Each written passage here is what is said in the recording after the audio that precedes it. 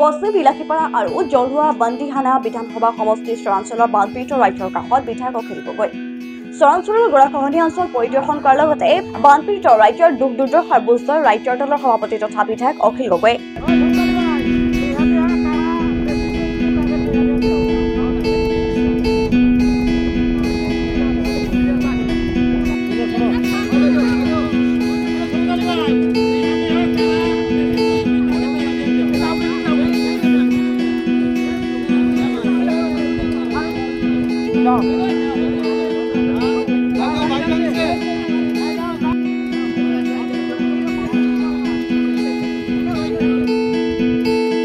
অখিল গগৈৰ লগত ৰাজ্যৰ দলৰ সাধাৰণ সম্পাদক ক্ৰমে আজিজুৰ ৰহমান আৰু ৰাছেল হুছেইন আৰু ধুবুৰী জিলাৰ ৰাজ্যৰ দলৰ এটি সজাতি দলে বানাক্ৰান্ত ৰাজ্যক সকাহ দিয়াৰ বাবে খাদ্য সামগ্ৰী বিতৰণ কৰে। বিধায়ক অখিল গগৈয়ে চৰকাৰক সমালোচনা কৰি কয় যে নামনি অসমৰ গৰাখহনীয়া আৰু বানপানীৰ সমস্যাসমূহ গুৰুত্ব দিয়া নাই।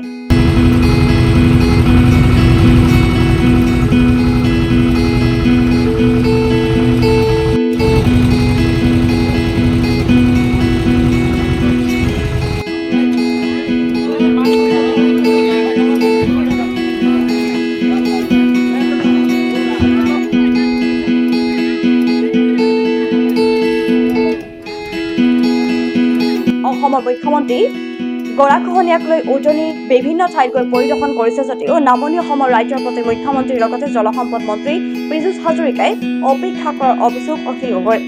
অসম চৰকাৰে কেন্দ্ৰীয় চৰকাৰৰ পৰা বিশেষ পেকেজ আনি গৰাখহনীয়া আৰু বানপানীত ক্ষতি হোৱা অঞ্চলসমূহত পুনৰ উন্নয়ন কৰাৰ বাবে দাবী উত্থাপন কৰে। আমি 4 দিনীয়া কাৰ্যসূচীৰে নামনি অসমৰ যি বানপানী আৰু গৰাখহনীয়া সমস্যা সেই সমস্যা প্ৰত্যক্ষ কৰিবৰ কাৰণে ৰাইজৰ দলৰ এটা ডাঙৰ টীম আমি আহিছোঁ। মই সভাপতি হিচাপে ময়ো আহিছোঁ, সাধাৰণ সম্পাদক হিচাপে আহিছে আজিজুৰ ৰহমান আৰু ৰাছেল হুছেইন ডাঙৰীয়া, আৰু লগতে আমাৰ কেন্দ্ৰীয় কমিটি আৰু জিলা কমিটিবিলাকৰ নেতৃবৰ্গ সকলোৱে আছে। আমি সকলোৱে মিলি অসমৰ আমি কালি কামৰূপৰ পৰা আৰম্ভ কৰিলোঁ। কামৰূপৰ এফালৰ পৰা বানপানী আৰু গৰাখহনীয়া এলেকাবিলাক চালোঁ। তাৰপিছত আমি চেঙা সমষ্টিত সোমালোঁ, বৰপেটা জিলাৰ, আৰু চেঙা সমষ্টিত আটাইতকৈ বেছি গৰাখহনীয়া দেখিবলৈ পালোঁ।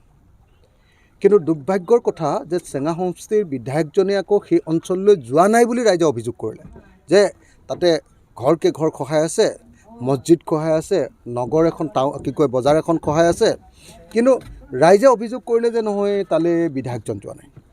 যদি অকল হিন্দু মুছলমানৰ ৰাজনীতি কৰি যদি কোনোবাই অকল ইয়াতে ভোট ল'ব খোজে, কিন্তু সমস্যাৰ সময়ত যদি ৰাইজৰ মাজলৈ নাযায়, তেতিয়াহ'লে নিশ্চিতভাৱে এইটো কেতিয়াও গ্ৰহণযোগ্য হ'ব নোৱাৰে। মই আশা কৰোঁ যে য'ত য'ত বানপানী আৰু গৰাখহনীয়া হৈছে প্ৰত্যেকজন বিধায়কে নিজৰ নিজৰ অঞ্চলৰ বানপানী আৰু গৰাখহনীয়াৰ প্ৰশ্নক লৈ গোটেই অসম উত্তাল কৰি দিয়ক, বিধানসভাক উত্তাল কৰক, মাত মাতক আৰু ৰাইজক লগত লৈ দৰকাৰ হ'লে আন্দোলন কৰি তোলক। মই এই আশা ব্যক্ত কৰোঁ।